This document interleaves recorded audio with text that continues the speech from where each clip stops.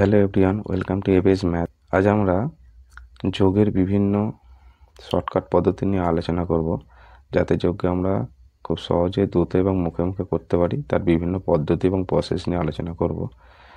এর জন্য আমাদের স্টেপ ওয়ানে কিছু জিনিস জানতে হবে। স্টেপ ওয়ানে হচ্ছে যে কোনো সিঙ্গেল ডিজিট নাম্বার যোগফলগুলো মুখস্থ রাখতে হবে। যেমন 4 যুক্ত 5 সমান 9, 8 যুক্ত 9 সমান 17, 7 যুক্ত 9 16। এইরকম সিঙ্গেল ডিজিট নাম্বারের যোগফলগুলো আমাদের মুখস্থ রাখতে হবে। স্টেপ টুতে আমাদের জানতে হবে যে কোনো ডবল ডিজিট সংখ্যার সঙ্গে সিঙ্গেল ডিজিট সংখ্যার যোগ। স্টেপ টুতে যে কোনো ডবল ডিজিট সংখ্যার সঙ্গে সিঙ্গেল ডিজিট সংখ্যার যোগটা তাড়াতাড়ি করা প্র্যাকটিস করতে হবে। যেমন এখানে 35 যুক্ত 7 সমান দেওয়া আছে 42। 35কে লেখা যায় 30 যুক্ত 5। এখানে আমরা সিঙ্গেল ডিজিট সংখ্যা 5, 5-এর সঙ্গে 7 যোগ করলে 12, 12 আর 30 যোগ করলে কত 42। একইভাবে 64কে লেখা যায় 60 যুক্ত 4। এই 4-এর সঙ্গে 5 যোগ করলে 4 5 9, 9-এর সঙ্গে 60 যোগ করলে 69। একইভাবে 42 প্লাস 9 51, 33 প্লাস 5 38। এইভাবে আমরা করা প্র্যাকটিস করব, যাতে আমরা দ্রুত যোগ করতে পারি। স্টেপ 3-তে যে কোনো ডবল ডিজিট সংখ্যা যাদের শেষে 0, সেই দুটো সংখ্যার যোগ আমাদের দ্রুত করা প্র্যাকটিস করতে হবে। যেমন 30 প্লাস 50 80, 50 প্লাস 60 110, 40 প্লাস 90 130। তাছাড়া আমরা স্টেপ ওয়ানে যে কোনো সিঙ্গেল ডিজিট সংখ্যার যোগ মুখস্থ রেখেছিলাম। এখানে সেইভাবে 3 আর 5 যোগ করে 8, একটা করে শূন্য আছে, পাশে একটা শূন্য বসে দেবো। এভাবে আমরা করতে পারি। যেমন 50 প্লাস 90 140, 5 আর 9 যোগ করলে 14। প্রতিটা সংখ্যার পাশে একটা করে শূন্য, তাই একটা শূন্য বসিয়ে দেবো। যে কোনো ডবল ডিজিট সংখ্যা যাদের পাশে শূন্য নেই, এরকম সংখ্যার যোগগুলো আমরা কীভাবে করবো একটু দেখে নিই। এখানে আছে 32 প্লাস 65।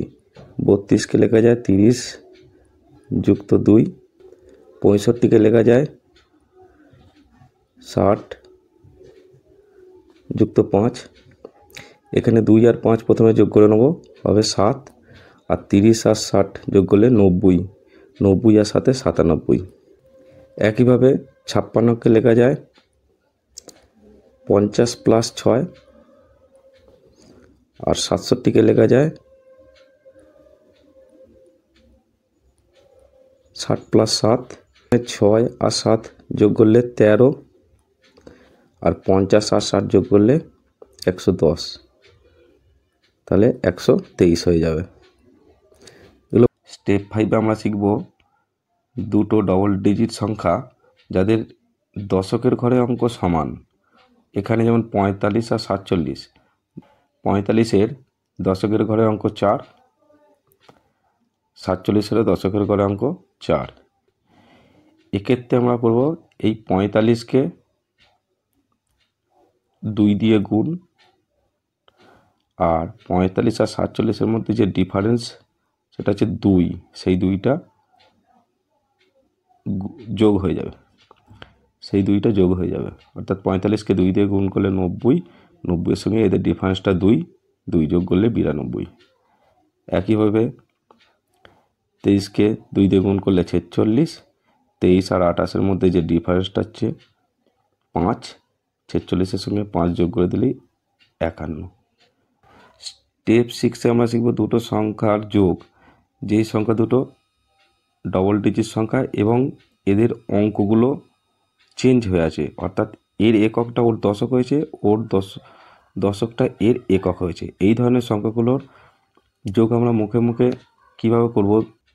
এক্ষেত্রে আমাদের প্রথম সংখ্যাটা আছে 32, দ্বিতীয় সংখ্যাটা আছে উল্টো 23।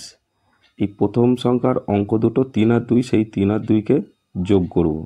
যোগ করলে 5 হবে, সেই যোগফলের সঙ্গে 11 গুণ করব, গুণ করলে 55। একইভাবে 47 আর 74, 4 আর 7-এর যোগফলের সঙ্গে 11 গুণ। 4 আর 7-এর যোগফল হচ্ছে 11, সেই 11কে আবার 11 দিয়ে গুণ করলে 121। 19 আর 91, 1 আর 9কে যোগ করলে 10 হচ্ছে, সেই 10-এর সঙ্গে 11 গুণ করলে 110।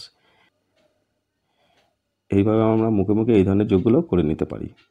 স্টেপ 7 আমরা শিখব যে সমস্ত সংখ্যার শেষে 99 আছে সেই সমস্ত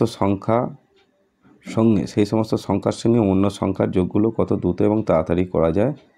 এবার আমরা দেখব কীভাবে। তো 57 সঙ্গে 99 যোগ, এই 99কে লেখা যায় 100 বিয়োগ 1। এই 100-র সঙ্গে 257 প্রথমে যোগ করব, তাহলে 357 হবে। তা থেকে এই একটা বিয়োগ করে দেবো, তা থেকে এই একটা বিয়োগ করে দিলে 356।